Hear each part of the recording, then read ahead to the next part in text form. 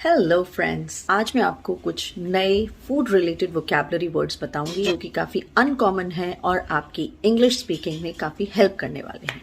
इसके साथ साथ मैं उन वर्ड्स का मीनिंग भी बताऊंगी और उनका करेक्ट यूसेज भी आपको एक्सप्लेन करूंगी।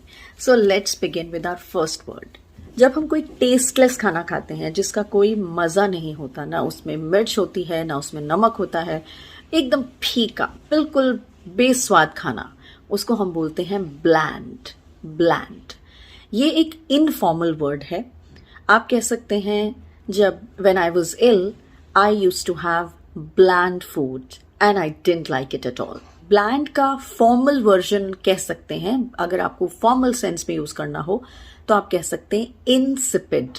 सो insipid is a formal word and it has the same meaning, being tasteless.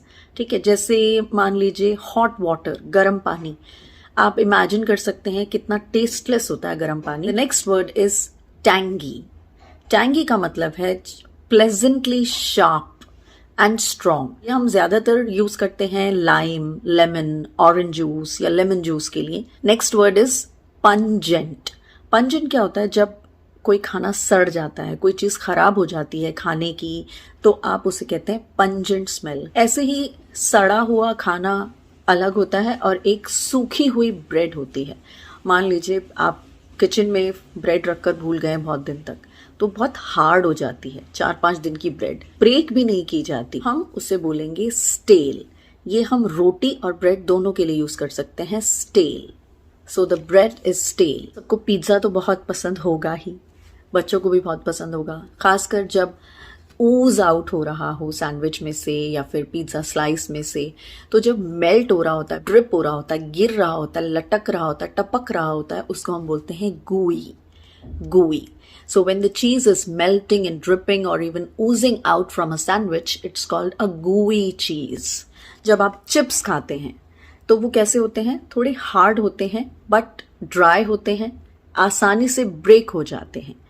ठीक है, तो हम उसे बोलते हैं क्रिस्पी। नाउ क्रिस्पी जो है, चिप्स भी हो सकते हैं, फ्रेंच फ्राइज भी हो सकते हैं, चिकन भी हो सकता है, कोई भी पकौड़े या फ्रिटर्स भी हो सकते हैं। सो दे आर ऑल क्रिस्पी। आप जब भी कोई क्रिस्पी खाना खाते हैं तो जब आप उसको च्यू करते हैं, उसको चबाते हैं, तो आपके मुंह से एक आवाज आती है and the sound that you make is called crunchy.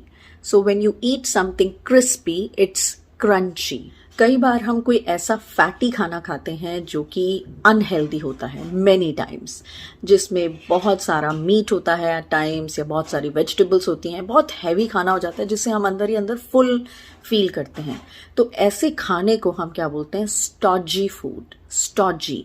स्टॉजी जैसे कि एक भारी बर्गर आपने खा लिया, या एक हैवी प्लेटर आपने खा लिया, या आपने खाना कुछ ज्यादा ही खा लिया, तो आप बोलेंगे I've had stodgy food today। एक होती हैं स्वीट चीजें जिन्हें हम कहते हैं डिजर्ट, जो कि आमतौर पर खाने के बाद खाई जाती हैं, जैसे कि खीर हो गई, आइसक्रीम हो गई, कस्टर्ड एंड पुडिंग।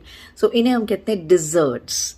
लेकिन अगर कोई हम नमकीन चीज खाते हैं तो हम उनको बोलते हैं सेवरी। स्वीट का ऑपोजिट है, उसे कहेंगे सेवरी। अब मैं आपको कुछ ऐसे इजी वर्ड्स बताऊंगी जो कि खाना खराब होने के रेफरेंस में यूज किए जाते हैं, लेकिन वो कुछ टिपिकल वर्ड्स के साथ ही यूज किए जाते हैं। जैसे मैंने आपको बताया था स्टेल, तो स्टेल जो है वो फ्रूट्स नहीं हो सकते। It can never be stale fruits. It can be stale bread, stale cake, it can even be stale biscuits, it can be stale chapati, but it can never be stale fruits, right? Now सार। सार होना मतलब जैसे दूध फट जाता है या फिर सूप, उसको हम बोलते हैं सार।